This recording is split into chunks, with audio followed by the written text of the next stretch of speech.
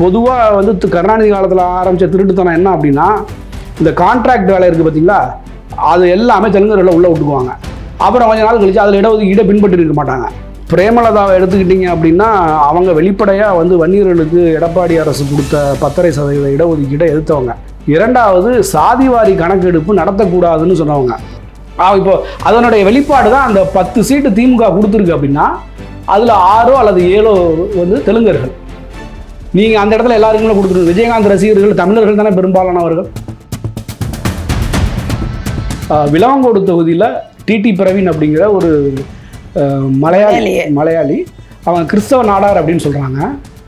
அவர் திருவனந்தபுரம் காங்கிரஸில் கட்சி பொறுப்பில் இருக்கிறவர். ஒரு மலையாள சேனலில் அந்த பிரவீன்கிட்ட அவங்க கேட்குறாங்க, நீங்கள் விளவங்கோடு தொகுதிக்கு நீங்கள் போட்டி போடுறீங்க, அங்கே எம்எல்ஏவானா திருவனந்தபுரத்துக்கு என்ன நன்மை கிடைக்கும், ஏதாவது நன்மை கிடைக்குமா அப்படின்னு அவங்க கேட்குறாங்க. கேள்வியே ஒரு அபத்தமான கேள்வி. நீங்கள் விளவங்கோட்டில் எங்கே திருவனந்தபுரத்துலேருந்து விளவங்கோட்டில் போய் நிற்கிறீங்க, எப்படி அப்படின்னு ஒரு கேள்வி கேட்டிருக்கணும், அல்லது விளவங்கோடு மக்களுக்கு என்ன செய்வீங்கன்னு கேட்டிருக்கணும். இருந்தாலும் அவங்க கேள்வி கேட்குறாங்க பாருங்கள். விளவங்கோடு தொகுதியில் இன்னும் ஜெயிச்சிங்கன்னா திருவனந்தபுரத்திற்கு என்ன ஏதாவது நன்மை கிடைக்குமா அப்படின்னு அவங்க கேட்குறாங்க. அதுக்கு இவர் என்ன பதில் சொல்கிறாரு?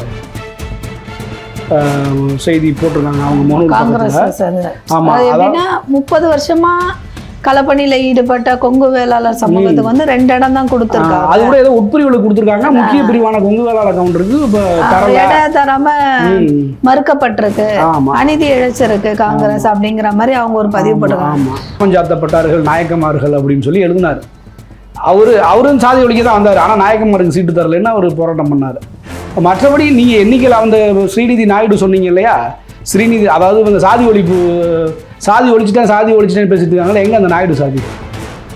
ஜிடி நாயுடுன்னு பாடம் வைக்கிறாங்க. ஸ்ரீநிதி நாயுடு இப்போ தமிழர்கள் யாராவது உடனே பேர் போட்டால் உடனே சாதி அப்படின்றாங்க, சாதி வெறியர்கள் அப்படின்றாங்க. காங்கிரஸ் போன்ற கட்சிகளுக்கே சீட்டை கொடுத்து திருமாவளவன் நாம பெரியோர்னு காமிக்கிறாரா என்னன்னு. ஏன்னா திமுக தான் நமக்கு சீட்டு கொடுக்கணுமா, நான் கொடுக்குறேன் பாடுறா காங்கிரஸுக்கு. இதே நாள் 2015ஆம் ஆண்டு ஆந்திராவில் செம்மர கடத்தல் செய்கிறாங்க அப்படின்னு சொல்லி 20 தமிழர்கள் சுட்டுக் கொல்லப்பட்டார்கள்.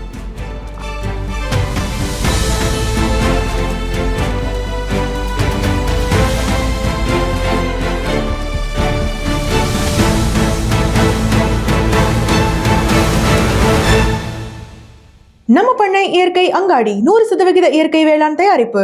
தொடர்புக்கு 87 54 44 92 99. உலகில் எங்கு பிறப்பினும் தமிழ் கற்கலாம், கற்பிக்கலாம். Learn and teach Tamil from worldwide. avayarpaadasali.org. TN media நேயர்களுக்கு வணக்கம். இன்று நம்மோடு தமிழ் தேசிய செயற்பாட்டாளர் வழக்குரைஞர் ஜெயசீலன் அவர்கள் இணைந்துள்ளார். அவரோடு பேசுவோம். வணக்கம் ஐயா. வணக்கம். இதுக்கு முன்னாடி இருந்த தேர்தலெல்லாம் விட இந்த தேர்தல் வந்து எப்படின்னா தமிழர்களுக்கும் தெலுங்கர்களுக்குமான முரண்பாடா பார்க்கப்படுது. ஏன்னு நீங்க நினைக்கிறீங்க? தமிழர்களுக்கும் தெலுங்கு ஆதிக்கவாதிகளுக்கும் இடையேயான முரண்பாடு அப்படின்னு சொல்லணும். ஏன்னா தெலுங்கர்கள்னு சொன்னால் ஒட்டுமொத்த மக்களையும் நம்ம சொல்கிற மாதிரி ஆகிடும். அவர்களும் சாதாரண மனிதர்களாக வாழ்ந்து கொண்டிருப்பவர்கள் இங்கே இருக்கிறாங்க தமிழ்நாட்டில். தெலுங்கு ஆதிக்கவாதிகள் அப்படின்னு நம்ம யாரை சொல்கிறோம்னா, விஜயநகர பேரரசின் நீட்சியாக இன்றைக்கு திமுக அரசு இருக்கிறது. 1500களில் நிறுவப்பட்ட விஜயநகர அரசுக்கு பிறகு வெள்ளைக்காரன் வந்த பிறகும் அவங்க தான் ஆட்சி நிர்வாகத்தில் இருந்தாங்க. 1920களில் நீதி கட்சி வந்த போதும் தெலுங்கர்கள் தான் அரசாங்கத்தை நடத்தினாங்க. அதுக்கப்புறம் திராவிடர் கழகம், திமுக அப்படின்னு தமிழ்நாட்டில் மக்களாட்சி, அதாவது சுதந்திரம் அடைஞ்ச பிறகு நடந்த தேர்தல்களையும் தமிழ்நாட்டை ஆண்டு கொண்டிருப்பவர்கள் தெலுங்கர்கள் தான். இடையிடையே தமிழர்கள் இருந்தாங்க. காமராஜர், அதற்கு முன்னாடி சுப்பராய கவுண்டர் இருந்தார், அப்புறம் நம்ம இபிஎஸ், ஓபிஎஸ் இவங்கெல்லாம் இருந்தாங்க. இவங்கெல்லாம் தமிழர்கள். பக்தவச்சலம் இருந்தார். அதை தாண்டி பார்த்தீங்க அப்படின்னா தெலுங்கர்களுடைய ஆட்சி தான் தமிழ்நாட்டில் கடந்த 600 வருடங்களுக்கு மேலாக நடந்து கொண்டிருக்கிறது. தமிழர்கள் தெலுங்கர்களுக்கு கீழே தான் இருக்காங்க தமிழ்நாட்டில். 1956 மொழிவாரி மாநிலங்கள் பிரிக்கப்பட்டு தெலுங்கர்களுக்காக ஆந்திர பிரதேசமும், கன்னடர்களுக்காக கர்நாடகா, மலையாளிகளுக்காக கேரளா, தமிழர்களுக்காக தமிழ்நாடுன்னு பிரிக்கப்பட்டாலுமே கூட தமிழ்நாடு என்பது தமிழர்கள் கையிலேயே வரலாம். இன்ன வரைக்கும் ஓரிரு முறை தமிழர்கள் முதலமைச்சராக வந்திருந்தாலும் கூட தொழில், வணிகம், அரசியல் இதெல்லாமே வந்து தெலுங்கர்கள் கட்டுப்பாட்டில் தான் இருக்குது. நீங்கள் தமிழ்நாட்டில் எந்த பெரிய தொழில் நிறுவனங்கள் எடுத்துக்கிட்டாலும் அது தமிழர் அல்லாதவர் கையில் தான் இருக்குது. பேருந்து நிலையங்களை சுற்றி இருக்கக்கூடிய உணவகங்கள், இது மாதிரி எதுவாக இருந்தாலும் பெரிய தொழில் எது, மருத்துவமனை, இன்றைக்கு பார்க்க போனால் பால் நிறுவனங்கள், பெரிய நிறுவனங்கள் எதுவாக இருந்தாலும் தெலுங்கர்கள் கட்டுப்பாட்டில் தான் இருக்குது. தமிழர்கள் தெலுங்கர்களை அண்டி பிழைக்கும் அளவிற்கு தான் தமிழ்நாடு இருக்குது. தெலுங்கர்களுடைய ஆதிக்கம்னு அதை தான் நம்ம சொல்கிறோம். எதனால் அப்படின்னா அவங்க ஆட்சி நிர்வாகத்தில் அதிகாரத்தில் எப்போவுமே இருந்திருக்காங்க அல்லது நெருக்கமாக இருக்கிறதுனால தொழில் வாய்ப்புகளையும் வேலை வாய்ப்புகளையும் தெலுங்கர்களை பெற்றுக்கொள்கிறார்கள் தமிழர்களை முந்தி. இது வந்து தமிழர்கள் பின்தங்கிடுறாங்கன்னுலாம் நான் சொல்ல வரல. இப்போது இடஒதுக்கீடு இருக்குது உங்களுக்கு, BC, MBC, SC, ST, OBC இப்படின்னு இருக்குது. அதில் வந்து பிசின்றதுக்குள்ளே பல்வேறு சாதிகளை சேர்த்துறாங்க. அதில் தெலுங்கு சாதிகள் இருக்கும்போது பிசிக்கான இடஒதுக்கீட்டில், எம்பிசிக்கான இடஒதுக்கீட்டில் தெலுங்கு சாதிகள் முன்னாடி போய் கல்வி வேலைவாய்ப்பில் வாங்கிடுறாங்க. தமிழ்நாட்டில் அரசு வேலைகளில் பாதிக்கு மேலே தெலுங்கர்கள் தான் இருக்கிறதா சொல்கிறாங்க. தமிழ் ஆசிரியர்களே கூட தெலுங்கர்கள் தான் நிறைய பேர் இருக்கிறதா சொல்கிறாங்க. அந்த தெலுங்கு ஆதிக்கத்தை தான் நாம் எதிர்க்கிறோம். அதனால தான் இன்றைக்கி தமிழ் தேசியம் வளர்ந்து வரக்கூடிய ஒரு சூழலில் தமிழர்களுக்கு யார் எதிரியாக இருக்கிறாங்க அப்படின்னு பார்த்தா தெலுங்கு ஆதிக்கவாதிகள் தான். அதனால தான் இந்த தேர்தலை நாம் வந்து தமிழர்களுக்கும் தெலுங்கு ஆதிக்கவாதிகளுக்கும் இடையேயான ஒரு தேர்தலை நம்ம பார்க்குறோம். அந்த நாயக்கராட்சி நீட்சியாக தான் திராவிட முன்னேற்ற கழகம் இருக்குது. இது நாள் வரைக்கும் தெரியாமல் இருந்தால் கூட 2009க்கு பிறகு மக்கள் புரிந்து கொள்ள ஆரம்பிச்சிட்டாங்க. அதனால தான் தமிழ் தேசியம் இன்றைக்கி வளர்ந்தே வந்திருக்கு. இந்த பேச்சு இன்றைக்கி அதனால தான் வருது. ஸ்டாலினுடைய ஆட்சியை நீங்கள் எடுத்துக்கிட்டிங்கன்னா அவங்க தெலுங்கு ஆதிக்கத்தை நிறுவுறாங்க. இப்போ தமிழ்நாடு முழுக்க யாருக்கு அதிகமாக சிலை இருக்குதுன்னு பார்த்தீங்கன்னா தெலுங்கர் ராமசாமி நாயுடு, அண்ணாதுரை, இவங்களுக்கு தான். அடுத்து இப்போ பார்த்தீங்கன்னா எல்லா பேருந்து நிலையங்களுக்கும் கருணாநிதி பேரை வைக்கிறது, எந்த அரசு அலுவலகங்கள் எடுத்தாலும் கலைஞர் பேரை வச்சிடுறது, ஏதாவது திட்டங்கள் கொண்டு வந்தால் கலைஞர்னு பேர் வைக்கிறது, இப்படின்னு அவங்களுடைய குறியீடுகளை தான் நிறுவுறாங்க. இப்போ பார்த்தீங்கன்னா ஒரு பாலத்தை வச்சுருக்காங்க, ஜிடி நாயுடு பாலம்னு பேர் வைக்கிறாங்க. அதில் ரொம்ப புத்திசாலித்தனமாக திமுக என்ன செஞ்சிச்சு அப்படின்னா, ஒரு தமிழர்களில் எவ்வளோ பெரியவங்களாம் இருக்காங்க, ஒரு தமிழர் பேரை வைக்காமல் தெலுங்கர் பேரை வைக்கிறாங்க.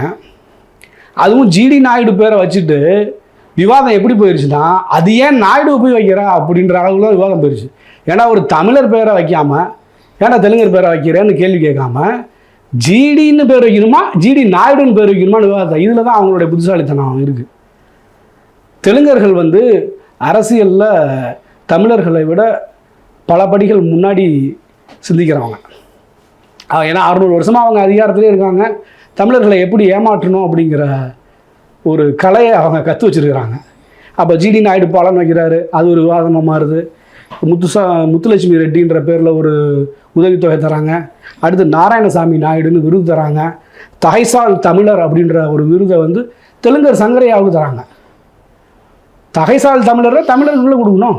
அப்போது நீங்கள் சங்கரையாவை தகைசால் அவர் தமிழரா? அவர் தமிழர்ன்றதுக்கு வரையற நீங்கள் என்ன, நீங்கள் நினச்சா அவங்க தமிழரா? ஒன்று. ரெண்டாவது, சாதி ஒழிப்புன்ற பேரில் தமிழ் சாதிகள்லாம் ஒழிச்சிட்டு இவங்க நாயுடு ரெட்டி இந்த பேரை மட்டும் நிறுவி வச்சுக்கிட்டு இருக்காங்க. அப்போ தமிழ்நாட்டையும் ஒரு தெலுங்கர்களுக்கான மாநிலமாக இவங்க ப்ரொஜெக்ட் பண்ணுறாங்க திமுக. அதுவும் ஸ்டாலின் அரசு ரொம்பவே மும்முரமாக அதை செஞ்சிட்ருக்கு. எல்லா இடத்துலையும் தெலுங்கு ஆதிக்க குறியீடுகளை நிறுவுது. அதனால தான் வந்து நாம் திமுக ஆட்சி மீண்டும் வந்தால் தமிழ்நாடு முற்றிலுமாக தெலுங்கர்கள் நாடாகவே மாறிடும். ஏன்னா ஆந்திர மகாசபை ஆரம்பித்து அவங்க போட்ட தீர்மானமே விசாகப்பட்டினத்திலிருந்து பாஞ்சாலங்குறிச்சி, அது பாளையங்கோட்டை வரைக்கும் ஒரு விசால ஆந்திராவை உருவாக்கணும் அப்படின்னு தான் அவங்க தீர்மானம் போட்டாங்க. அடுத்து அவங்க தெலுங்கு மொழியை 4 மாநிலங்களில் ஆட்சி மொழியாக கொண்டு வரணும் அப்படின்னு அவங்களுடைய ஒரு மறைமுக செயல் திட்டம் ஒன்று இருக்குது. ஏற்கனவே 2 மாநிலத்தில் வந்தாச்சு. ஆந்திராவிலையும் தெலுங்கானாலையும் வந்தாச்சு. கர்நாடகாவிலையும் தெலுங்கர்கள் ஆதிக்கம் இருக்குது. அங்கேயுமே கன்னடர்களுக்கும் தமிழர்களுக்குமான பிரச்சனைன்னு உருவாக்கி விடுறதே இந்த தெலுங்கர்கள் தான். வாட்டாள் நாகராஜ் இந்த மாதிரி ஆட்கள்லாம் அவங்க தெலுங்கர்கள். இப்போ தமிழ்நாட்டிலையும் அவங்க தெலுங்கை கொண்டு வந்துடணுன்ற அடுத்த ஆட்சி வந்துச்சுன்னா தெலுங்கு ஆட்சி மொழியை கொண்டு வந்துடுவாங்க. அந்த லெவலில் தான் அவங்க இருக்காங்க. அதனால் திமுக என்பது வந்தால் தமிழர்களுடைய மொழி பண்பாடு இதெல்லாம் சிதைக்கப்படும். நீங்கள் தமிழ்நாட்டில் தமிழ் புத்தாண்டுக்கு ஒழுங்காக விடுமுறை கிடையாது. விடுமுறை இருக்குது, ஆனால் தமிழ் புத்தாண்டு தை ஒன்றா சித்திரை ஒன்றான்னு ஒரு தர்க்கம் நடந்துக்கிட்டு இருக்கும். அது மாதிரி சூழல்களை திமுக உருவாக்கி வச்சுருக்கோம். ஆனால் உகாதியில் எந்த பிரச்சனையுமே இருக்காது. மற்ற சிறுபான்மையினர் பண்டிகைகளுக்கெல்லாம், அதாவது ஜெயின்களுக்கு கூட ஏதோ ஒரு விடுமுறை விட்டுருக்காங்க. புத்த பூர்ணிமாவுக்கு விடுமுறை விடுவாங்க. ஆனால் தமிழர்களுடைய மிக பெரும் மிக பழம்பெரும் பண்டிகையான கார்த்திகை தீபத்துக்கு 5000 வருடத்துக்கு மேலாக தமிழர்கள் கொண்டாடி கொண்டிருக்கக்கூடிய கார்த்திகை தீபத்துக்கு விடுமுறை கிடையாது. ஒரு சிவராத்திரிக்கு விடுமுறை கிடையாது. மக்கள் வழிபடுறாங்க. சிவராத்திரி ராத்திரி முழுக்க இருந்துட்டு அன்றைக்கி இப்போ பார்த்தீங்கன்னா இப்போ கூட பங்குனி உத்திரம் நடந்துச்சு. பங்குனி உத்திரத்து அன்னைக்கு இப்போ பள்ளி குழந்தைகளுக்கு இப்போ பரீட்சை நடந்துகிட்டு இருக்கு. அப்போ பங்குனி உத்திரம் வந்து காமன் திருவிழா என்று முருகனுக்கு நாம் எடுக்கக்கூடிய ஒரு விழா. மன்மகன் அம்பு விட்டது அதெல்லாம் ஒரு கதைகள் இருக்குது. முருகனுக்கு நம்ம பங்குனி உத்திரம் மிக முக்கியமான விழா. பங்குனி உத்திரத்துக்கு விடுமுறை கிடையாது. பங்குனி உத்திரத்து அன்னைக்கு பள்ளி குழந்தைகள் பரீட்சை எழுதிட்டு இருக்காங்க. அப்போ எப்படி தமிழர்கள் இந்த விழாவை கொண்டாடுவாங்க? அப்போ தமிழர் விழாக்களுக்கெல்லாம் தமிழ்நாட்டில் விடுமுறை கிடையாது. புத்த பூர்ணிமா அப்படின்னு விடுவார், உகாதிக்கு விடுவார். ஆந்திராவில் யாராவது செத்து போயிட்டால் இங்கே விடுமுறை விடுவாங்க. இது போன்று தெலுங்கர்களுக்கான அரசை இந்த திமுக நடத்துகிறது. அவங்க உள்ஒதுக்கீடு கொடுத்த அருந்ததியர் சமூகம் அல்லது சக்கிலியர் சமூகம் எடுத்துக்கிட்டிங்கன்னா அதுவே அவங்க தெலுங்கர் சமூகத்துக்கு தான் கொடுத்துருக்காரு. இப்போ பறையர் பல்லர்களுக்கு ஏன் கொடுக்கல? அதை திருமாவளவன் கூட பேசியிருக்காரு. திருமாவளவன் பெருசாக அதிகமாக பேசுனது கிடையாது. அவர் வந்து அதை ஆதரித்து தான் பேசுகிறார். அதுக்கே ஆதரவு குரல் கொடுத்தவர். கொடுங்க, எல்லாருக்கும் கொடுங்க, நான் வேணான்னு சொல்ல. நீ தெலுங்கர் சமூகத்துக்கு மட்டும் கொடுத்துருக்கல. கருணாநிதி உள்ஒதுக்கீடு கொடுத்த 2 சமூகம், ஒன்று அருந்ததியர், இன்னொன்று உருது பேசக்கூடிய முஸ்லீம்கள். அப்போ யாருமே மண்ணின் மைந்தர்களுக்கு கொடுக்கல. அவர் தமிழ்நாட்டில் இருக்கக்கூடிய தமிழ் முஸ்லீம்களுக்கு அவர் கொடுக்கல. தமிழ்நாட்டில் இருக்கக்கூடிய தாழ்த்தப்பட்ட சமூகங்களான பறையர் பல்லருக்கு அவங்க கொடுக்கல. ஆனால் அருந்ததியர் சமூகம். அப்போ கருணாநிதியுடைய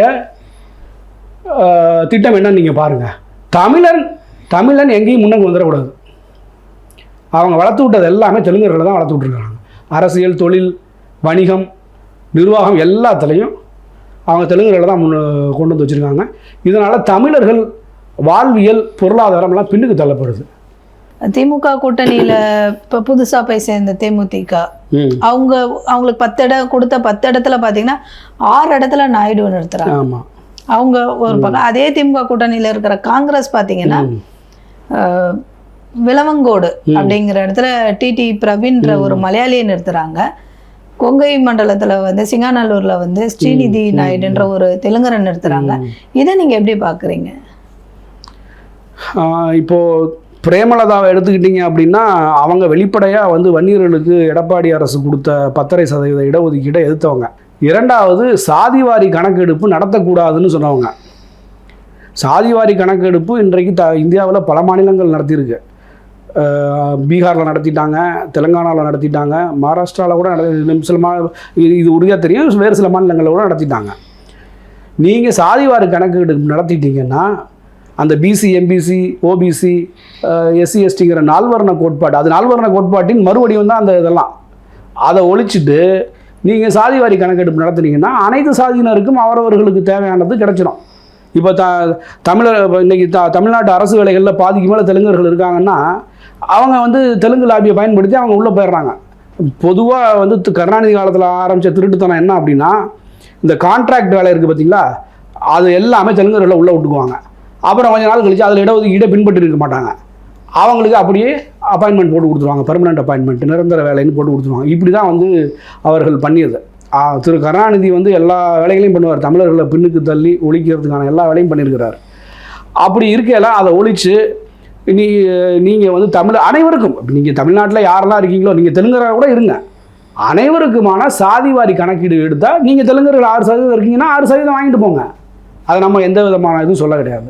நீங்கள் வாழுங்க, இங்கே ஒன்றும் நம்ம பட் இருந்தாலும் தமிழர்கள் என்றைக்கும் அறம் சார்ந்து நிற்பவர்கள், ஒரு பெருந்தன்மை குணம் கொண்டவர்கள், எல்லோரும் வாழ வேண்டும் என்ற ஒரு பரந்த மனப்பான்மை உடையவர்கள் தமிழர்கள். அந்த அடிப்படையில் எல்லாருக்குமே நம்ம வந்து இடஒதுக்கீட்டின் அடிப்படையில் கல்வி, வேலைவாய்ப்பு எதுலேயுமே நம்ம உரிமை கொடுக்கணும். ஆனால் இதை வந்து இந்த பிரேமலதா எதிர்ப்பாங்க. ஏன்னா அவங்களுக்குள்ள அந்த தெலுங்கு ஆதிக்க மனோபாவம் இருக்கிறது. இப்போ அதனுடைய வெளிப்பாடு தான் அந்த 10 சீட்டு திமுக கொடுத்துருக்கு அப்படின்னா அதில் 6 அல்லது 7 வந்து தெலுங்கர்கள். நீங்கள் அந்த இடத்துல எல்லாருக்குமே கொடுத்துருக்கு. விஜயகாந்த் ரசிகர்கள் தமிழர்கள் தானே பெரும்பாலானவர்கள். விஜயகாந்த் இருந்தப்பவே கூட மாவட்ட செயலாளர்கள் நிறைய வந்து தெலுங்கர்கள் அப்படின்ற குற்றச்சாட்டு இருந்துச்சு. அதனால் விஜயகாந்தை கூட நம்ம பெரிதாக தமிழ் தேசியத்தில் நாம் அங்கீகரிப்பது இல்லை. அவரும் ஒரு தெலுங்கர் தான். என்ன தான் நீங்கள் வந்து நல்லவர் என்று பாராட்டப்பட்டாலும் நீங்கள் நல்லவராக இருங்க, நடிகராக இருங்க, தொழில் பண்ணுங்கள், சம்பாதிங்க, அமோகமாக வாழ்க்கையை வாழுங்க. ஆனால் தமிழனை ஆளணும்னு யாரும் நினைக்காதீங்க அப்படின்னு நம்ம சொல்கிறோம். இப்போ பிரேமலதாவுக்கு வருவோம். அவங்க 6 பேர் கொடுக்குன்றது தெலுங்கு ஆதிக்க மனப்பான்மையின் வெளிப்பாடு தான். இன்னொன்று அவங்க வந்து பார்த்திங்கன்னா பிரேமலதா அப்படிங்கிற பேரே பேமெண்ட் இல்லாதான்ற அளவுக்கு அவங்கள வந்து கிண்டல் பண்ணிகிட்டு இருக்காங்க. அவங்க வந்து திமுக அதிமுக ரெண்டுலேயும் பேரம் பேசி இப்போ கூட 2 நாளைக்கு முன்னாடி எடப்பாடியார் வந்து எனக்கு ஒரு ராஜ்யசபா எம்பி சீட்டு தரேன்னு சொன்னார், தராமல் ஏமாற்றிட்டாரு அப்படின்னு எடப்பாடியார் பதில் சொல்லிட்டார். அதுக்கு நீங்கள் 2026 கூட்டணிக்கு வந்தால் அதுக்கப்புறம் தரேன்னு சொல்லிட்டாரு. ஏன்னா இவங்களை பற்றி தெரியும், இவங்க 2 கட்சியோட பேரம் பேசுறது போன தேர்தலே நடத்துனாங்க, 2021 தேர்தலே நடத்துனாங்க. அந்தளவுக்கு இவங்க வந்து பேரம் பேசக்கூடிய ஒரு நபர் அவங்கள பற்றி. அடுத்து காங்கிரஸ் வந்தோம்னா நீங்கள் சொன்ன மாதிரி விளவங்கோடு தொகுதியில் டிடி பிரவீன் அப்படிங்கிற ஒரு மலையாளி அவங்க கிறிஸ்தவ நாடார் அப்படின்னு சொல்கிறாங்க. ஒன்று அவங்க கிறிஸ்தவ நாடாராக இருந்தாலுமே கூட அந்த நாகர்கோவில் பக்கம் இருக்க மக்கள் அவங்கள பற்றி ஆராய்ச்சி பண்ணி கட்டுரைலாம் எழுதியிருக்காங்க. அவர் திருவனந்தபுரம் காங்கிரஸில் கட்சி பொறுப்பில் இருக்கிறவர். ஒரு மலையாள சேனலில் அந்த பிரவீன்கிட்ட அவங்க கேட்குறாங்க, நீங்கள் விளவங்கோடு தொகுதிக்கு நீங்கள் போட்டி போடுறீங்க, அங்கே எம்எல்ஏவானா திருவனந்தபுரத்திற்கு என்ன நன்மை கிடைக்கும், ஏதாவது நன்மை கிடைக்குமா அப்படின்னு அவங்க கேட்குறாங்க. கேள்வியே ஒரு அபத்தமான கேள்வி. நீங்கள் விளவங்கோட்டில் எங்கள் திருவனந்தபுரத்துலேருந்து விளவங்கோட்டில் போய் நிற்கிறீங்க, எப்படி அப்படின்னு ஒரு கேள்வி கேட்டிருக்கணும், அல்லது விளவங்கோடு மக்களுக்கு என்ன செய்வீங்கன்னு கேட்டிருக்கணும். இருந்தாலும் அவங்க கேள்வி கேட்குறாங்க பாருங்கள், விளவங்கோடு தொகுதியில் இன்னும் ஜெயிச்சிங்கன்னா திருவனந்தபுரத்திற்கு என்ன ஏதாவது நன்மை கிடைக்குமா அப்படின்னு அவங்க கேட்குறாங்க. அதுக்கு இவர் என்ன பதில் சொல்கிறாரு, உறுதியாக கிடைக்கும்னு மலையாளத்தில் சொல்கிறார். இதை வந்து அங்கே நாகர்கோவிலில் இருக்க தமிழர்கள் இதெல்லாம் எடுத்து போடுறாங்க. அவர் மீது 4 வழக்குகள் இருக்குது. அந்த டிடி பிரவீன் மேலே 4 குற்ற வழக்குகள் இருக்குது. அந்த 4 வழக்கில் 3 வழக்கில் முகவரி கேரளா முகவரி, ஒரே முகவரி தான், அது திருவனந்தபுரம் முகவரின்னு நினைக்கிறேன். அடுத்து 4வது வேற முகவரி இருக்குது, ஆனால் அதுவும் கேரளா முகவரி தான். அப்போ கேரளாவில் முகவரியை வைத்திருக்க ஒருத்தரை கொண்டு வந்து விளவங்கோட்டில் நிறுத்துகிறாங்க. அது கிறிஸ்தவ நாடாருங்கிற அடிப்படையில் மட்டும்தான். இன்னொன்று, கேரளாவில் இருக்கக்கூடிய நாடார்கள் பூர்வகுடி தமிழர்களாக இருந்தாலுமே இன்றைக்கி அவங்க மலையாளிகளோட கரைந்து போயிட்டாங்க அப்படின்னு தான் சொல்கிறாங்க. இப்போ இவரெல்லாம் மலையாளின்னு தான் சொல்லணும் சரிங்களா, சர்டிஃபிகேட் வேணால் கிறிஸ்தவ நாடாருன்னு இருக்கலாம். அப்போது அவருக்கு சீட்டு கொடுத்தது தவறு தான். அவர் வந்து திருவனந்தபுரத்துக்கு நல்லது உறுதியாக செய்வேன்னு வேறு சொல்கிறாரு. இப்போ இதில் இன்னொரு முக்கியமான வரலாற்று பின்னணி நம்ம எடுத்து பார்க்கணும். இந்த விளவங்கோடு பகுதியெல்லாம் பார்த்திங்கன்னா அன்றைக்கி திருவிதாங்கூர் சமஸ்தானம் இருந்தப்போ காங்கிரஸில் வந்து திருவிதாங்கூர் காங்கிரஸில் தான் அந்த விளவங்கோடு, இன்றைக்கி இருக்க தேவிகுளம், பீர்மேடு, தோவாலை, இப்படி ஒரு 10 தாலுக்காக்கள், எல்லா பேரும் ஞாபகம் இல்லை. இந்த தாலுக்காக்கள்லாம் கேரளாவோட போய் சேர்றதா இருந்துச்சு. அதை முன்னுணர்ந்து அன்றைக்கு மார்ஷல் நேசமணி அவர்கள் திருவிதாங்கூர் தமிழ்நாடு பிரதேச காங்கிரஸ்னு ஒரு அமைப்பு உருவாக்கி அதுக்கு தலைவராக இருந்து 10 எம்எல்ஏக்கள் அன்றைக்கு இருந்தாங்க அந்த திருவிதாங்கூர் தமிழ்நாடு காங்கிரஸ் சார்பாக. அன்றைக்கு கேரளா தமிழ்நாடு எல்லை பிரச்சனை வந்தப்போ இந்த 10 தாலுகாக்கள் தேவிகுளம், பீர்மேடு, இன்றைக்கி தேவிகுளம் பீர்மேடு இன்னமும் கேரளாவில் தான் இருக்குது, விளவங்கோடு, தோவாலை, அப்புறம் இன்னும் மீதி சில பேர் எனக்கு ஞாபகம் இல்லை. இதெல்லாம் வந்து மார்ஷல் நேசமணி தலைமையில் தெற்கெல்லை போராட்டம் நடத்தி அவங்க மீட்டுட்டு வந்தாங்க. எல்லாத்தையும் மீட்டில் ஒரு பாதி மீட்டுட்டு வந்தாங்க. பெரியார்னு தன்னை சொல்லிக்கொள்கிற அல்லது பெரியார்னு தெலுங்கர்களால் அழைக்கப்படக்கூடிய ராமசாமி நாயுடு அந்த போராட்டத்துக்கு எந்த விதமான இதுவும் உதவியும் அல்லது ஒரு அறிக்கை கூட விடலை. மார்ஷல் நேசமணி அவர்கள் திருச்சியில் போய் ராமசாமி நாயுடுவை சந்தித்தப்போ, நான் அந்த போராட்டத்துக்கு ஆதரவு தர மாட்டேன், பணிக்கர் வந்து என்னை பார்த்துட்டு போனார், KM பணிக்கர். அந்த தமிழக கேரள எல்லை பிரச்சனைக்கு ஒரு குழு அமைக்கப்படுது நேரு பிரதமராக இருந்தப்போ. அந்த குழுவில் உத்தரப்பிரதேசத்தை சேர்ந்த குன்சுரு மற்றும் கேரளாவை சேர்ந்த KM பணிக்கரும் இருந்தாங்க. நம்ம மாப்போசி அவர்கள் கேரளாவிற்கும் காங்கிரஸிற்குமான எல்லை பிரச்சனையில் KM பணிக்கர் இருக்கக்கூடாது, ஏன்னா அவர் ஒரு சார்பு நிலை எடுக்கக்கூடும். அல்லது KM பணிக்கர் இருக்கணும்னு நீங்கள் நினச்சிங்கன்னா ஒரு தமிழ்நாட்டுக்காரனையும் உள்ளே போடு, ஒரு தமிழரையும் உள்ளே போடு அப்படின்னு மாப்போசி அவர்கள் அறிக்கை விட்டார். ஆனால் அந்த அவருடைய பேச்சு எடுபடலாம்.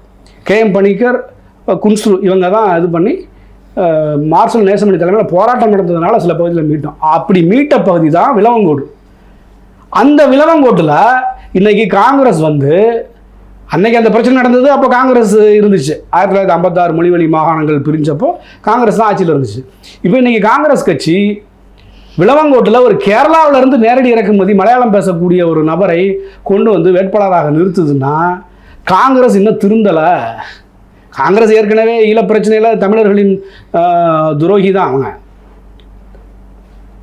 அப்படி இருந்துமே கூட இன்னைக்கு அதை நிறுத்திடுவாங்கன்னா இதெல்லாம் ராகுல் காந்திக்கு தெரிஞ்சு பண்ணுறாரா இல்லை தெரியாமல் பண்ணுறாரா அல்லது எப்படி நடக்குதுன்னு நமக்கு தெரியல. ஆனால் காங்கிரஸ் வந்து இதெல்லாம் தெரிஞ்சுக்கணும். உள்ளூர் காங்கிரஸ்காரர்களுக்காக தெரியணும் இல்லையா? ஏடா கேரளாவில் இருந்து ஆளை கொண்டு வரா, நீ வந்து தமிழ்நாட்டில் இருந்து ஆள் இல்லையான்னு. ஒரு கேரளாவில் போய் தமிழ்நாடு வேட்பாளர் அவங்க போடுவாங்களா? அப்போ இந்த காங்கிரஸ் செல்வ பெருந்தகை தமிழ்நாடு காங்கிரஸ் தலைவராக இருக்காருன்னா அவர் என்ன பண்ணுறாரு? அல்லது அவருக்கே பவர் இல்லை அப்படின்னா இப்போ வேற யார்கிட்ட பவர் இருக்கு? பவர் இருக்கவங்க யார்? இந்த கூட்டணி அமைச்சரே ப. சிதம்பரம் அப்படின்னு தான் சொல்கிறாங்க. மல்லிகார்ஜுன கார்கே, செல்வ பெருந்தகை, ப. சிதம்பரம் இவங்கெல்லாம் சோனியா காந்தி கிட்ட சொல்லி தான் இந்த கூட்டணி அமைச்சதான் சொல்கிறாங்க. ராகுல் காந்திக்கு திமுகவோட கூட்டணியிலே விருப்பம் இல்லை. இன்ன வரைக்கும் அவர் இந்த கூட்டணி அமைச்சதுக்கு ஒரு வாழ்த்து சொல்ல கிடையாது, தமிழ்நாட்டுக்கு வர கிடையாது. இப்போ பிரச்சாரத்துக்குமே அவர் வரான்னு தெரியாது. அந்தளவுக்கு தான் ராகுல் காந்தியின் செயல்பாடுகள் இருக்குது. அது மாதிரி தமிழக மற்றும் ஆந்திர எல்லை பிரச்சனைகளை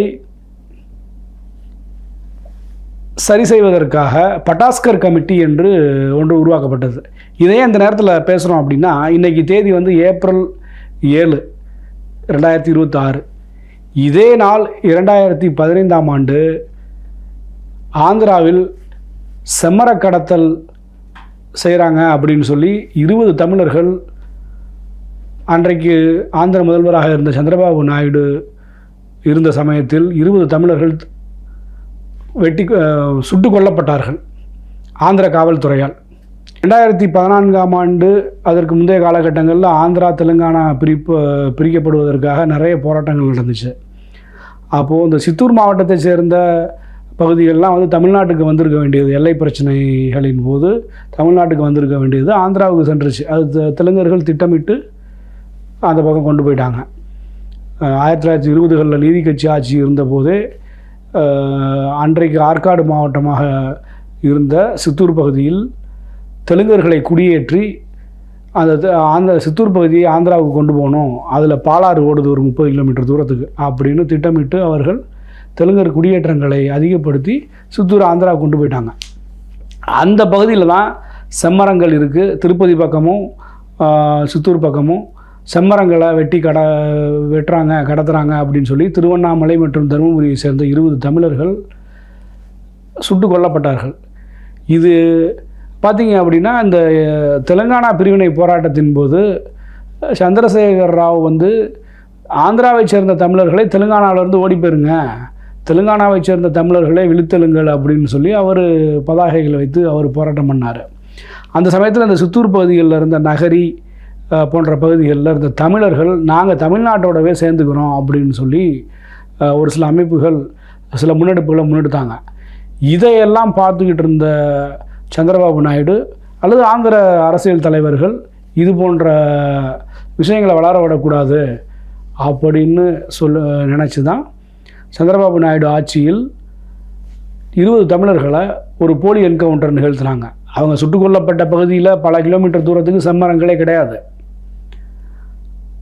ஆனால் அவங்க செத்த பணத்துக்கு பக்கத்தில் செம்மரக்கட்டைகளை கொண்டு வந்து எடுத்து வந்து போட்டாங்க. இது ஒரு போலி என்கவுண்டர்ன்றது எல்லாருக்கும் தெரியும். ஆனால் சந்திரபாபு நாயுடு போன்ற தெலுங்கு ஆதிக்கவாதினே சொல்லலாம் அவரையுமே. ஏன்னா தமிழ்நாட்டில் இருக்கக்கூடிய தெலுங்கர்கள் திமுகவிற்கு வாக்களிக்க வேண்டும் என்று சொன்னவர் தான் அவர் சந்திரபாபு நாயுடு. அப்போ அவர் வந்து தமிழர்களை திட்டமிட்டு ஒரு செம்மரத்தை கடத்தினா மனித உயிர்களை விட செம்மரம் அவங்க கடத்தினதாகவே கூட இருக்கட்டும், மனித உயிர்களை விட செம்மரம் வந்து விலை உயர்ந்ததா? அப்போது அந்த செம்மர கடத்தல்ன்ற ஒரு நாடகத்தை அரங்கேற்றி வெகு தொலைவில் இருந்து ஸ்னைப்பர் கன் அல்லது எஸ்எல்ஆர் வைத்து சுடக்கூடிய கன்களை வச்சு வெகு தொலைவில் இருந்து அவரை சுட்டு கொன்றாங்க. இவங்க ஏதோ 100 பேர் மரம் வெட்ட போனாங்க, ஒரு 20 பேர் எல்லாம் கல்லெடுத்து தாக்குனாங்க அப்படின்னு சொல்லி வெகு தொலைவில் இருந்து சுட்டு கொண்டாங்க. இது பார்த்தீங்க அப்படின்னா அப்பட்டமான மனித உரிமை மீறல். இதில் வந்து எந்த நடவடிக்கையும் தமிழ்நாடு அரசு எடுக்கல. அன்னைக்கு வந்து ஜெயலலிதா தான் முதல்வராக இருந்தார்கள். எப்படி இலங்கையில் வந்து 1.5 லட்சம் தமிழர்கள் கொல்லப்பட்ட போது நம்மால் எதுவும் செய்ய முடியாமல் இருந்ததோ, அப்படி தான் நாம் வந்து இந்த 20 பேர் சத்தத்துக்குமே எதுவும் செய்ய முடியாமல் இருந்திருக்கோம். இதெல்லாம் பிரமொழியாளர்கள் தமிழ்நாட்டை ஆளும்போது இப்படிலாம் நடக்குது. அதாவது தமிழ்நாட்டை தமிழர் ஆளணும் அப்படின்ற விழிப்புணர்வு தமிழர்களுக்கு வரணும். மற்றபடி நீங்கள் எண்ணிக்கையில் அந்த ஸ்ரீநிதி நாயுடு சொன்னீங்க இல்லையா, ஸ்ரீநிதி அதாவது இவங்க சாதி ஒழிச்சிட்டேன் பேசிட்டு இருக்காங்களே, எங்கே அந்த நாயுடு சாதி? ஜிடி நாயுடுன்னு பாடம் வைக்கிறாங்க. ஸ்ரீநிதி நாயுடு இப்போ தமிழர்கள் யாராவது உடனே பேர் போட்டால் உடனே சாதி அப்படின்றாங்க, சாதி வெறியர்கள் அப்படின்றாங்க.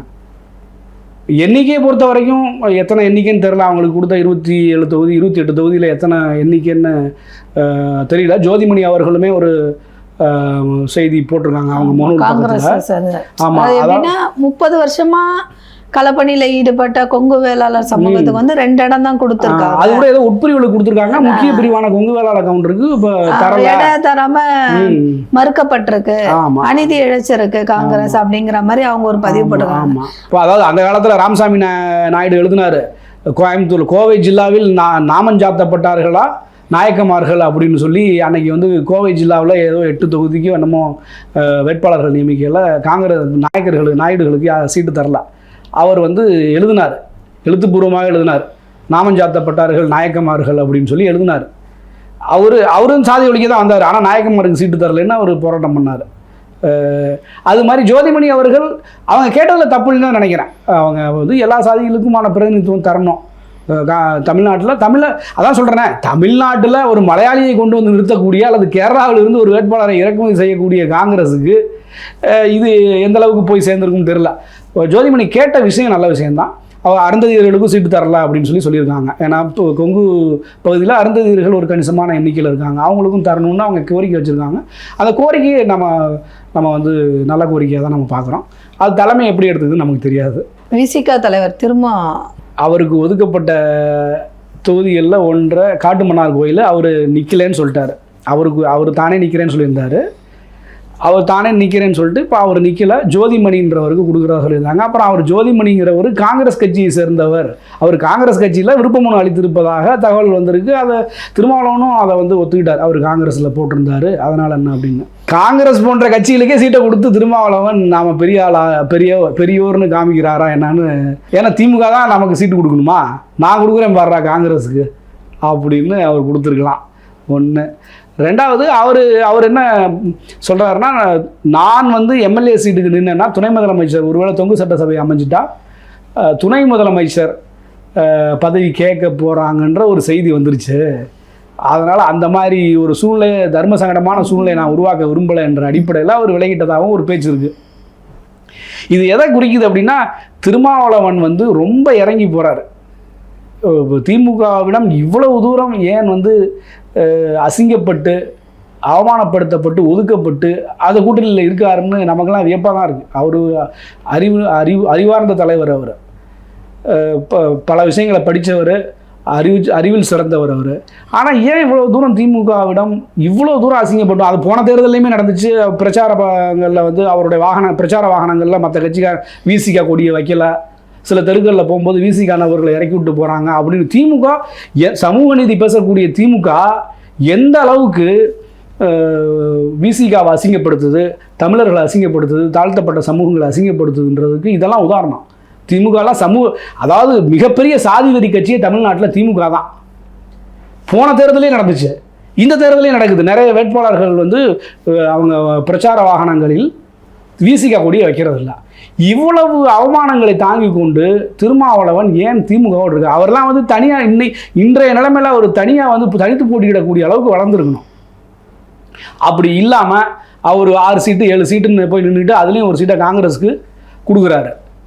அதை புதுச்சேரியில் 4 இடத்துல நின்னதில் வந்து ஒரு இடம் மட்டும் விசிகாக்கு போடுங்க, மிச்சம் 3 இடத்துல வந்து காங்கிரஸ்க்கு போடுங்கன்னு அவரே சொல்கிறாரு. இது இருக்கிறதுலே பெரிய காமெடி. அதாவது 4 தொகுதியில் வேட்புமனு தாக்கல் பண்ணியாச்சு, 3 தொகுதியில் அவங்க வேட்புமனு வாபஸ் பெறக்கூடிய நாள் கடந்துருச்சு, வேட்புமனுவே வாபஸ் வாங்க முடியாது.